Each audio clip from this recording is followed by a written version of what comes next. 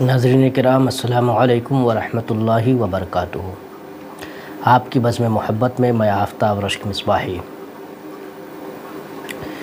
ایک اہم گفتگو لے کر کے حاضر ہیں۔ سورہ حجرات کی ایک آیت ہے جس میں اللہ تبارک و تعالی نے مومنوں کو خصوصی طور پہ ایک پیغام دیا ہے۔ اللہ تبارک و تعالی کا فرمان ہے انما المؤمنون اخوہ فاصلحوا بین اخویکم واتقوا اللہ لعلکم ترحمون۔ تمام مومن آپس میں بھائی بھائی ہیں، بس ان کے درمیان صلح کا معاملہ کرو، اللہ تبارک و تعالیٰ سے ڈرتے رہو اس امید کے ساتھ کہ تمہارے اوپر رحم کیا جائے۔ دیکھیے، تین چیزیں بڑی اہم ہیں۔ ایک ہے تمام مومن آپس میں بھائی بھائی ہیں، خواہ وہ کسی برادری کے ہوں، کسی حسب نسب کے ہوں، کسی خطے کے ہوں یا کہیں کے رہنے والے ہوں، سب کے سب آپس میں کیا ہے؟ بھائی بھائی ہیں۔ یعنی سب کے ساتھ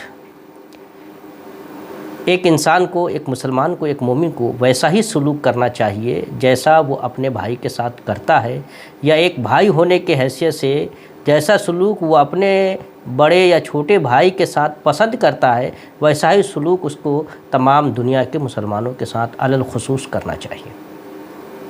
اور ظاہر سی بات ہے، انسان ہے، ہر انسان کی اپنی پسند ہوتی ہے، اپنے طبائع ہوتے ہیں، اپنا مزاج ہوتا ہے، ہر ایک کی چوائس الگ ہوتی ہے، تو اس کی بنیاد پہ سب الگ الگ ہوتے ہیں۔ ہاں، یہ ہے کہ کمپرمائز کرتے ہیں لوگ، ایک دوسرے کے خیالات کا، ایک دوسرے کے جذبات کا، ایک دوسرے کی فکر کا، ایک دوسرے کی سوچ کا احترام کرتے ہیں۔ لیکن کبھی کبھی ایسا ہوتا ہے کہ اس احترام کے باوجود آپس میں کسی بات کو لے کر کے انبن ہو جاتی ہے، جھگڑا ہو جاتا ہے، فساد ہو جاتا ہے، تو میں اور تکرار ہو جاتی ہے۔ ایسی صورت میں قرآن واضح طور پہ حکم دیتا ہے کہ جب کوئی معاملہ درپیش آئے، جب معاملہ بگڑتا نظر آئے، جھگڑا ہو جائے، فساد ہو جائے، تو کوشش یہ ہونی چاہیے کہ تم آپس میں مسلمانوں کے درمیان صلح کرا دو، محبت قائم کرا دو، دوستی کرا دو، جھگڑے فساد کا خاتمہ کرا دو، آپس میں لوگوں کو ملا دو، اور اللہ تبارک و تعالیٰ سے ڈرتے رہو۔ ایک مسلمان کو بھائی تسلیم کرنے کے معاملے میں بھی، اور مسلمانوں کے آپسی معاملے میں صلح کرانے کے معاملے میں بھی، کہ صلح کرانے کے پیچھے منشا کیا ہے، یا صلح تم کیوں نہیں کرانا چاہتے، تمہارے دل میں کیا چل رہا ہے۔ ان تمام معاملات میں اللہ تبارک و تعالیٰ سے ڈرتے رہو، اور یہ سارے معاملات اس لیے کرو تاکہ اللہ تعالیٰ تم پہ رحم فرمائے۔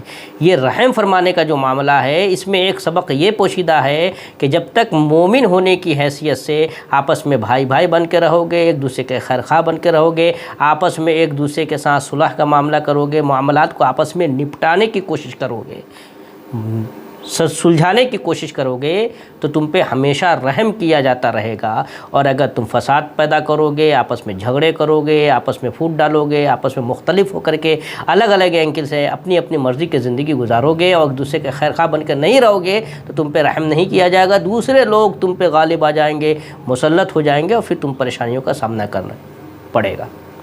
اور آج یہی ہو رہا ہے۔ یہاں پہ ایک حدیث ہمیں یاد آتی ہے۔ پیغمبر دو عالم صلی اللہ علیہ وآلہ وسلم کی بارگاہ میں ایک شخص حاضر ہوتا ہے اور کہتا ہے یا رسول اللہ، ہماری بیعت قبول فرما لیں۔ حدیث کی تفصیلات ہیں، الفاظ نہیں ہیں، مفہوم ہے۔ یا رسول اللہ، ہماری بیعت قبول فرما لیں۔ حضور اکرم صلی اللہ علیہ وسلم تین باتوں کا عہد لے کر کے بیعت لے لیتے ہیں۔ وہ تین باتیں کیا ہیں؟ ان میں سے ایک بات تو یہ ہے کہ اللہ کے ساتھ کسی کو شریک نہیں ٹھہرایا جائے گا۔ دوسری بات یہ ہے کہ اللہ تبارک و تعالیٰ کے جو قوانین ہے، اس قوانین یعنی فرائض و واجبات کی پابندی کی جائے گی۔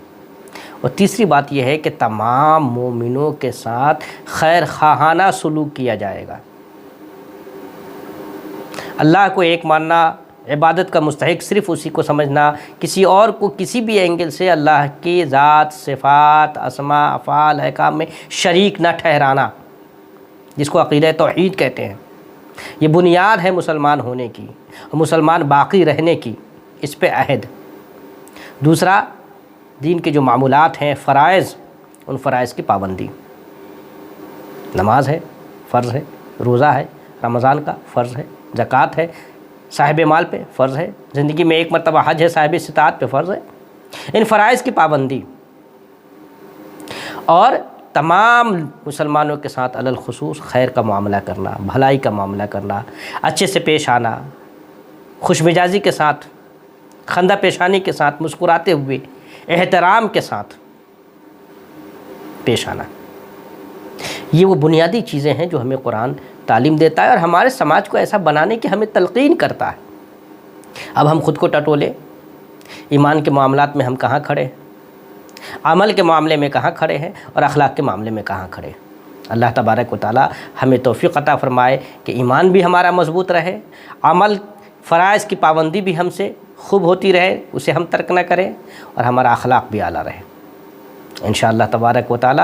اللہ تبارک و تعالی اگر ہم ایسی صفتیں اپنے اندر پیدا کر لیتے ہیں تو ہم پہ رحم فرماتا رہے گا، ہمارے اتحاد کو باقی رکھے گا، ہمیں سربلند بنا کے رکھے گا۔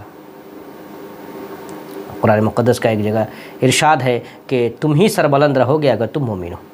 تو مومن ہونے کا تقاضا یہ ہے، اسلام قبول کرنے کا تقاضا یہ ہے کہ ہم اللہ کو ایک جانیں، اسی کو عبادت کا مستحق جانیں، اس کے ساتھ کسی کو شریک نہ ٹھہرائے، فرائض و واجبات کی سختی کے ساتھ پابندی کرے اور اخلاق کو اعلیٰ بنا کے رکھے، احسن بنا کے رکھے، اکرم بنا کے رکھے، سب کے ساتھ حسن سلوک کا معاملہ پیش کرے۔ یہ تھی بنیادی باتیں جو آج ہمیں آپ سے کرنی تھی۔ انشاءاللہ تعالی پھر ہم جلد ہی آپ سے ملاقات کریں گے، تب تک کے لیے ہمیں رخصت دیجیے۔ السلام علیکم ورحمۃ اللہ وبرکاتہ۔